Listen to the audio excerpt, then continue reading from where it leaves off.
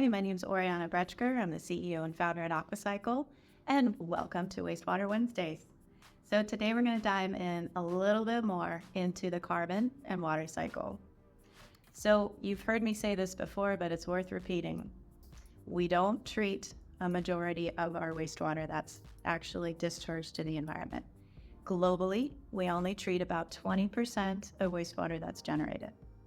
And when we say wastewater, right, that basically means any water that's been used in any application.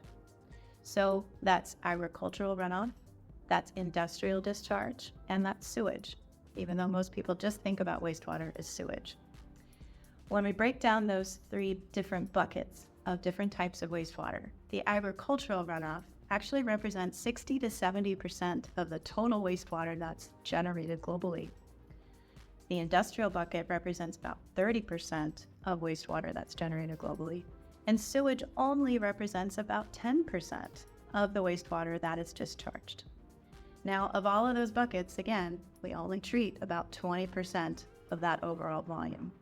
However, the way that we treat it today, with all of our existing infrastructure to move and to treat water, actually generates more greenhouse gas emissions than the entire shipping industry.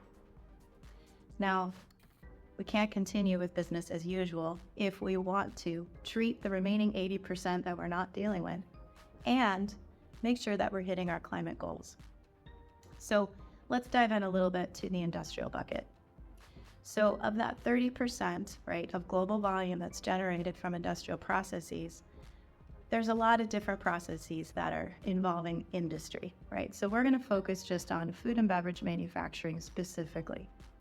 So when you manufacture a product, right, snacks, sodas, juices, right, all of these require a lot of cleaning, right?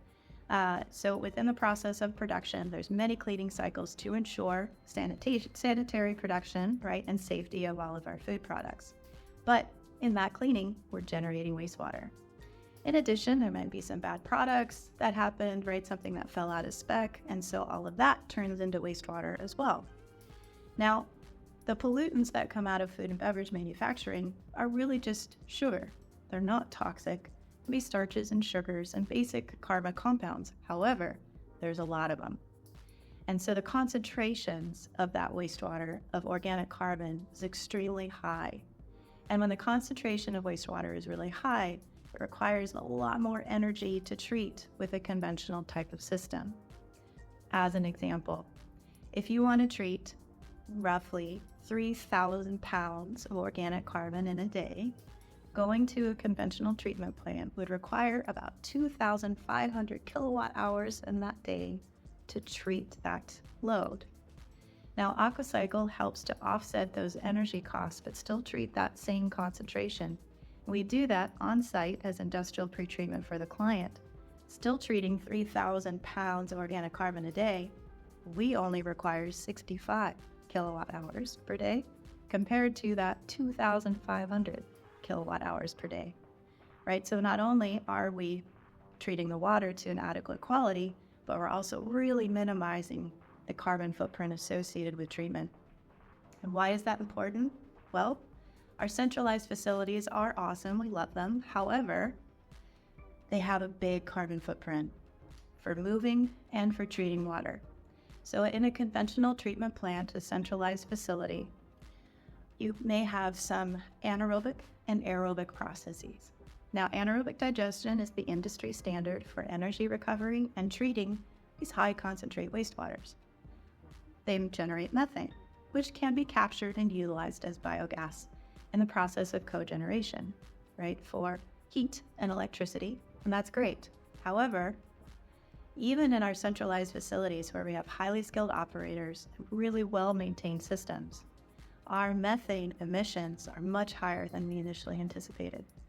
So I mentioned earlier, right, that the water industry as a whole generates more greenhouse gas emissions than the whole shipping industry.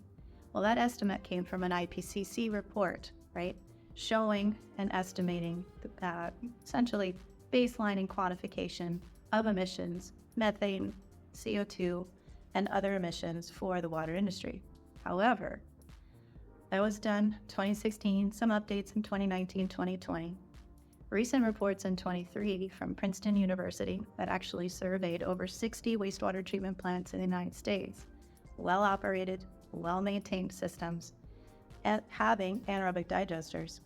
What they found is, in fact, the methane emissions from those digesters were twice as high as were initially estimated in the 2016 IPCC report, which means our central infrastructure, which we've relied on to help us keep us safe from a water perspective, is not keeping us safe from a carbon perspective, right? So biogas, also, we need to quantify appropriately and look for alternatives to high-strength treatment like Aquacycl to help mitigate that carbon footprint. So to find out more about the relationship between water and carbon, check out aquacycl.com, our videos, and blogs.